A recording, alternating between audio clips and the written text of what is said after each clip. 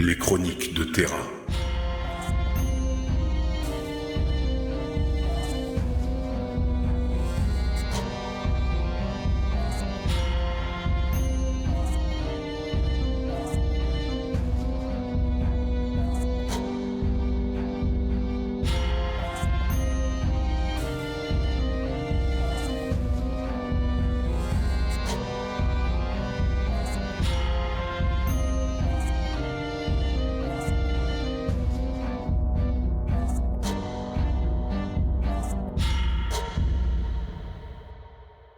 Chapitre 5.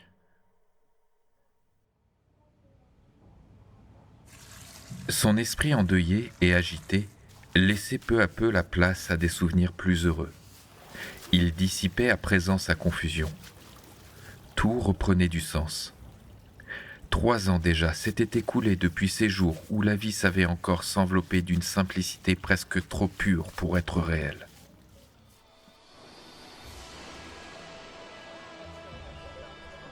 Tu verras, mon pote, tu vas bien t'entendre avec les demoiselles d'honneur. En plus, il y en a 2 célibataires dans le lot.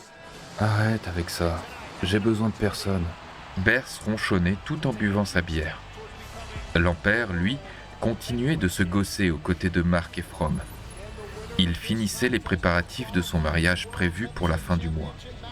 Ce fier nerve du Nord, de 46 ans, qui avait 4 enfants presque tous adultes, allait se remarier avec Mary, la responsable de l'administration du port des Lithodomes. Cela faisait quelques mois maintenant que Bers avait commencé son nouveau travail de docker.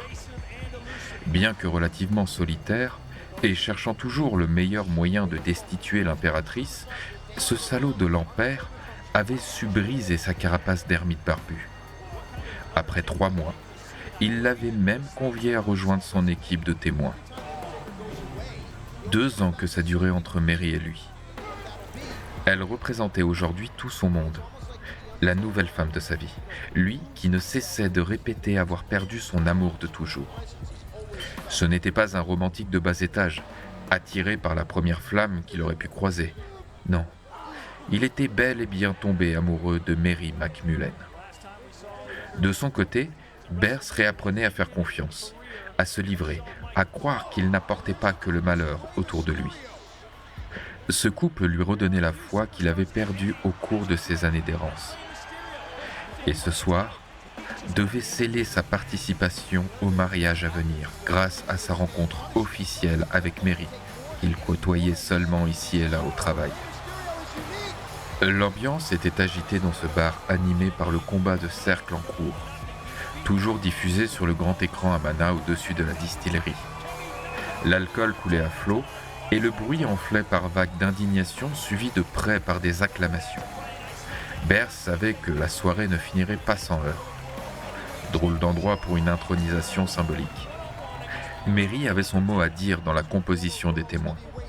Cette soirée constituerait le test ultime pour qu'il puisse s'occuper correctement de son incorrigible imbécile. Elle ne se cacherait donc nullement pour donner ou non sa validation. Oui, ce laconique docker, dont son futur mari n'arrêtait pas de plébisciter les mérites et l'intelligence, devait cette nuit-là la convaincre, elle et ses demoiselles. Enfin, tout ça n'était que les retours de Lampert sur l'objectif de cette fête organisée un peu à la dernière minute.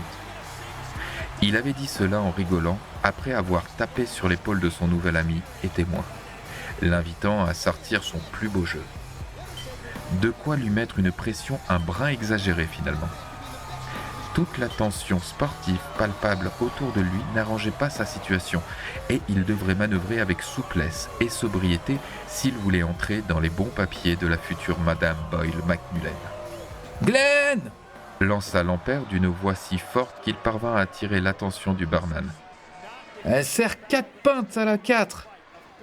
Y a ma douce et ses 3 griffes qui vont pas tarder à se pointer. » Il se retourna vers ses 3 témoins avant de remettre droit le col de Bers. Je veux faire ça bien, mon grand, rajouta-t-il de son sourire ponctué de quelques dents manquantes. La dernière fois que je me suis marié, j'ai fini la tête dans le seau. Allez, cousin, t'es déjà pompette. Accompagnant ces mots, Marc attrapa d'une main la nuque de son ami avant de le pousser vers leur table. Il manqua à son tour de trébucher sur un spectateur un peu trop pris par le combat retransmis en direct. Bers leur évita la bagarre, retenant Fromm bien trop prompt à s'emporter. Il le redirigea en direction de leur banquette réservée. Heureusement pour lui, le docker taciturne ne pouvait pas sentir les affres de l'alcool, mais feignait tout de même quelques effets pour ne pas se trahir auprès de ses amis. Pour cela, il continua à préférer la stratégie du silence disséminé avec intelligence, ponctuée de mots mal formulés. Cela lui permettait également de se préparer à ce qui allait advenir, être son propre commercial. Non, rien à faire. Il ne savait pas se vendre sans que... Ah, bah te voilà ma poupette d'amour. Qui l'a laissé boire avant que j'arrive? C'est toi le taiseux? Tu perds déjà des points? Mary venait à peine de se poser face à eux, main sur les hanches, tout en secouant la tête, qu'elle l'avait déjà dans le viseur. Malgré tout, cette magnifique femme avait toujours su se montrer rayonnante, occultant la moindre trace de duplicité sur ses traits. Elle pensait et disait ce qu'elle avait en tête. Point barre. Son sourire invitait la sympathie, quelle que soit votre humeur. 2 autres femmes, tout aussi belles, l'entouraient. L'une d'elles attira instinctivement l'œil de Bers. Ses cheveux rouge-feu révélaient des yeux gris clairs, ainsi qu'un port de tête majestueux. Ses lèvres fines marquaient un sourire espiègle, dévoilant 2 petites fossettes sur ses joues. Son pantalon serré, faisant bouffer un haut volontairement trop large pour elle, allongeait néanmoins sa taille. Elle était grande, très grande. « Ah, c'est pas vrai !» continua Mary, tout en prenant le curieux mélange rougeâtre fermenté au jus de dolipaï de son homme, avant d'en boire une importante gorgée. « Tu crois quoi, mon gars? Que tu peux distancier si facilement la grande Mary sans soif? Elle t'a peut-être 10 ans de plus que moi, mais tu restes un gamin, mon bonhomme. Allez, regarde, et prends-en de la graine. » Glenn venait tout juste de rapporter les 4 pintes demandées que la future mariée commençait déjà d'engloutir seule la première de ses chopes. Bers savait pertinemment comment tout cela allait finir. Pas besoin pour lui de faire tout son possible pour plaire. Il lui suffirait de patienter pour se placer comme il se doit. En attendant, tout ce petit monde devait boire, et boire encore jusqu'à plus soif. Oui, ces 2 gentils poivreaux bons vivants ne pouvaient que s'aimer et se comprendre. Même si ce n'était que pour quelques années, il leur fallait définitivement tenter leur aventure. Qu'ils en profitent à fond. Bers leva son verre, incitant chacun à trinquer avec lui. Si un point avait été perdu, il fut dès lors regagné sans peine. La grande rousse s'était approchée de lui tandis que tous les autres continuaient la soirée de bon cœur. « On est en retard, désolé. » commença-t-elle auprès de celui qu'elle devait estimer le plus net. Ou peut-être avait-elle été missionnée pour l'évaluer. Le jauger? Elle est intenable quand on sort. Entre Findéa, qui est malade, et le mariage qui s'approche à grands pas, c'est tout juste si elle dort la nuit. Alors elle met 3 plombes à se préparer. Elle doit être terrifiée à l'idée de s'engager avec l'Ampère, j'imagine. Pas du tout. Je l'ai rarement vue aussi confiante. Au fait, tu es le nouveau témoin, c'est ça? Bersran, enchanté. Se présenta-t-il en tendant la main. Mais elle ne la prit pas, et il ne lui fallut pas une seconde de plus avant d'éclater de rire. Elle dut se ressaisir après davantage de temps pour pouvoir soutenir le regard de son interlocuteur. Voyant que lui ne plaisantait pas, elle reprit définitivement son calme, marquant une moue dubitative. « Attends, quoi? T'es sérieux là? C'est vraiment ton nom. Tu t'appelles Folle Alliée. »« Allié de la folie serait plus juste. » ajouta-t-il, non surpris de cette réaction qu'il connaissait tant. « J'y peux rien si mes parents aimaient la poésie de Fran de Rossi. » T'es un marrant, toi. J'aime bien. Finalement, ce fut ainsi, et grâce à l'Ampère, que Bers rencontra pour la première fois celle qui aujourd'hui partage toujours sa vie. Amalia Fers. L'inégalable et sublime Amalia Fers. La forgeronne émérite, issue des célèbres forges Fers du Grunde des Bazars. Ils étaient réputés partout sur tout le grand continent et équipaient depuis des générations le domaine nerf du Nord ainsi que tous ses territoires assujettis. Le reste de la soirée fut, elle, bien moins surprenante. Elle s'anima d'abord d'une bagarre générale qu'au final chacun attendait de ses vœux, salissant le plancher de son lot d'arcades explosées. La boisson avait su remplir les foies les plus viciés, tandis que les panses jubilaient de gras. Il ne fallut par la suite que quelques temps avant de voir débarquer les gardiens de secteur. La dispersion de cette rixe d'ivrogne fut alors immédiate. Et comme s'ils retrouvaient leur adolescence, mariés et témoins s'amusèrent de tous ces événements. Et même si ce fut à la fin de cette soirée qu'il embrassa pour la première fois Amalia, ces souvenirs n'avaient que peu d'importance et restaient diffus dans l'esprit du comédien. Depuis, toute cette route avait été marquée d'horreurs plus indicibles les unes que les autres. Et pourtant, quelque chose le tenait encore et toujours. Il avait trouvé en Amalia cette confidente et amante qui lui permettait de déposer son fardeau. Un temps du moins, avant de s'en encombrer de nouveau. À la fin du mois d'Akam 2659, le mariage de son ami et collègue eut lieu dans les hauteurs de Tarkal. Il avait été magnifique. La joie et le bonheur s'invitèrent à la fête. Cela faisait du bien. Une suspension dans toute cette ambiance anxiogène qui ne cessait de grandir, prête à exploser à tout moment. Le temps d'un événement, tout ce qui constituait la vie de Tarkal, simple et bien réel, subsistait. C'était possible. Quand les mariés s'éclipsèrent en fin de soirée, leur escapade fut accompagnée de rires goguenards et franchement lourds de sens. Mais ce fut également à ce même moment que Bers et Amalia prirent la tangente en toute discrétion. Et ce fut là, pour la première fois, qu'ils se sont aimés.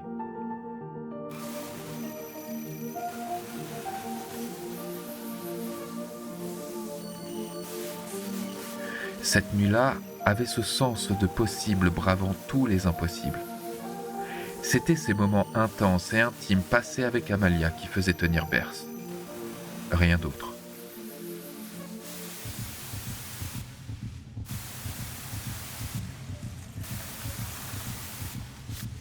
Alors que le bonheur remplaçait la peur, la tête du comédien se mit à chauffer fortement. Il s'agitait désormais dans tous les sens. Il ne tenait plus en place. On l'avait depuis quelques heures maintenant déposé dans un lit et recouvert d'un drap.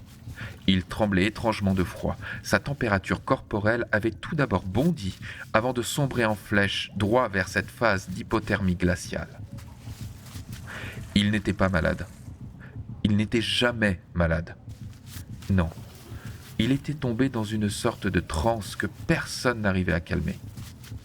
Mais pour le moment, perdu dans son néant intérieur, Bers ne ressentait aucun de ces stigmates.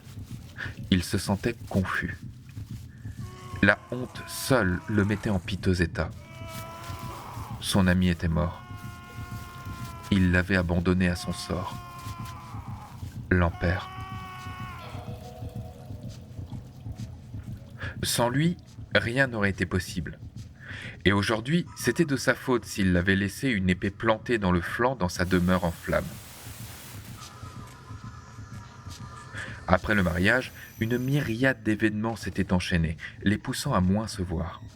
Les activités humaines reprenaient le pas sur ce qui pouvait avoir le plus d'importance. Le lien à l'autre. Bers démissionna de son travail de docker pour rejoindre la forge des Fers, déménageant ainsi de Corte à Tarkal. Il ne fallut d'ailleurs à Amalia que quelques mois supplémentaires pour lui révéler son implication dans les réseaux rebelles de la Flamme de la Résistance. Et lui, de lui avouer tout de son passé en tant que Damian Kolb. Il dut alors prendre un temps infini pour lui parler de ce monstre invisible. Il lui dit tout ce qu'il savait, n'omettant aucun détail porté à sa connaissance. Elle aurait pu partir. Fuir. Sans doute aurait-elle dû. Mais ce ne fut pas le cas. Au contraire, pour une raison qui lui échappait aujourd'hui encore, elle l'aima davantage. Aucun mensonge ne se dresserait entre eux. Ensemble, ils arrêteraient la folie de l'impératrice. Ainsi commença l'engagement du comédien au sein de la Flamme, déboulant rapidement sur la création de la troupe de théâtre et de leur première mise en scène d'Un amour sans lune. Il fit la connaissance de Careless, Fer, John, Marisa, Kilga, Maggie et de tant d'autres encore. Les missions s'enchaînèrent jusqu'au fatidique 23 de Franéide 2661. L'impératrice avait osé attaquer Ixias, la capitale du domaine des phares, dans le sud-est du continent. Elle avait déchaîné sa folie, anéantissant tout sur son passage. Elle exécuta les ducs et duchesses phares. Elle provoqua ainsi l'exode de dizaines de milliers d'habitants. Et tout ça pourquoi ? Détruire les derniers bastions de prétendus rebelles ? Pour l'Empire, la douleur fut pire encore. Dillon, son fils aîné, trouva la mort lors de la prise du palais ducal. Cela faisait seulement 2 mois qu'il était déployé là-bas. Il avait pourtant la vie devant lui. Mais le pouvoir d'une seule personne concentré dans son armée de fanatiques en avait décidé autrement. Ce bon père de famille appela alors à la vengeance du plus profond de sa haine. Bers répondit à son appel et la lui proposa, en rejoignant à son tour la flamme. Son ami accepta et devint dès lors l'un des meilleurs passeurs sauvant la vie d'innombrables fugitifs. En mémoire de son fils tombé pour rien, il s'était juré de peser dans toutes les actions pouvant contrecarrer la despote. Sa mort ne lui serait pas suffisante. Elle devait à présent souffrir quoi qu'elle fasse ou veuille faire. Mais la vie est injuste, et rien de tout cela n'advint. La folie prit plus d'ampleur encore. Après Ixias, ce fut le tour de Kintord, où s'étaient réfugiés tous les Phariens. Les morts s'accumulèrent une fois de plus. Et aujourd'hui, c'était au tour de Tarkal de résister pour ne pas tomber. Résister à tout prix pour que la folie s'arrête. L'Empire le savait et luttait de toutes ses forces pour qu'on puisse vivre dans un monde meilleur. Pour cette raison, et couplé à des millions d'autres, il ne méritait aucunement une lame lui transperçant les entrailles. Il était un homme bon et juste, le meilleur d'entre tous. Sa famille ne s'en remettra jamais. Oui, il méritait tout, mais pas ça. Bers était responsable, il se sentait responsable, et tous ces souvenirs qui le traversaient ne l'apaisaient en rien. Au contraire, il sombrait d'autant plus. C'était de sa faute, à lui et lui seul.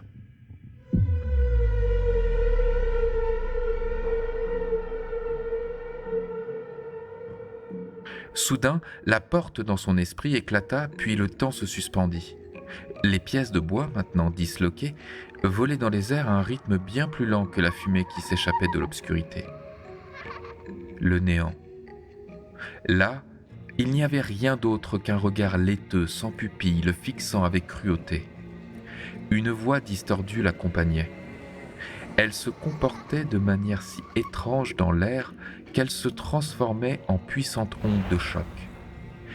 Une seconde mélodie résonnait alors avec anormalité dans le vide, ressemblant à des râles d'agonie, provoqués par un cœur à bout de souffle. « Tu es faible. » articula cette chose malfaisante avant d'ajouter. « Tu es à moi désormais. » De nouveau, un vent ténébreux se rua sur Bers, l'enveloppant d'images terribles arrachées à un passé pourtant révolu. Sa première et seconde vie se confondaient à présent. Il eut d'abord le flash de ce connard de Conrad et Cécile Ascar qui s'était lancé à sa poursuite parce qu'il avait osé aimer sa femme. Bers l'avait alors tué, lui et ses troufions, maculant pour la première fois depuis son retour à la vie son visage de sang. Mais il aurait dû également mourir ce jour-là. Et là aussi, ce fut une première fois. Le monstre à l'intérieur de lui fit son apparition sur les planches de sa nouvelle existence. Ce qui aurait dû le tuer s'envola. Ses plaies mortelles se refermèrent et sa sauvagerie s'exprima sans aucune contrainte. Il ne laissa derrière lui qu'un carnage sans nom qu'il pensait avoir dissimulé dans un recoin profond de son esprit. Pourquoi ce monstre n'avait pas ce jour-là saisi l'opportunité afin de prendre définitivement sa place alors que lui était à bout de force ? Bers n'eut pas le loisir de répondre à cette énigme qu'une nouvelle image l'assaillit. Quelques années plus tard, lors de l'accident des 10 cramés, qui l'avait ensuite poussé à quitter son travail de technicien supérieur des énergies pour devenir docker. Il était revenu. Là-bas, au fond des grottes de Commonwealth, lui et 9 de ses collègues et amis s'étaient retrouvés prisonniers d'un éboulement.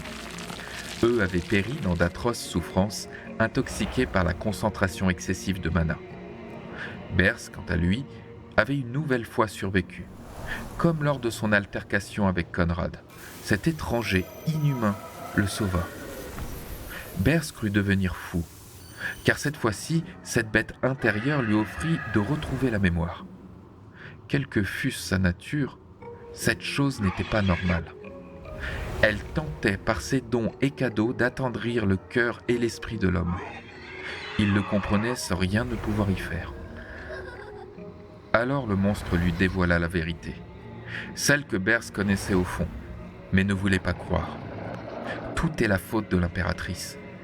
C'était elle qui était responsable de la présence de cet être. Alors qu'il retrouvait son identité, celle de Damian Colm, les souvenirs de sa première vie refirent surface ce jour-là. Lors de son sacre, elle promit d'offrir un grand pouvoir à tous ceux et celles l'ayant aidé au cours de la purge. Bers était l'un d'eux, sa grande sœur également. Ils subirent un rituel sinistre que rien ni personne n'avait préparé ou expliqué. Impuissant, Bers assistait à la transformation de Jamila en une horreur immonde pouvant changer de forme à loisir.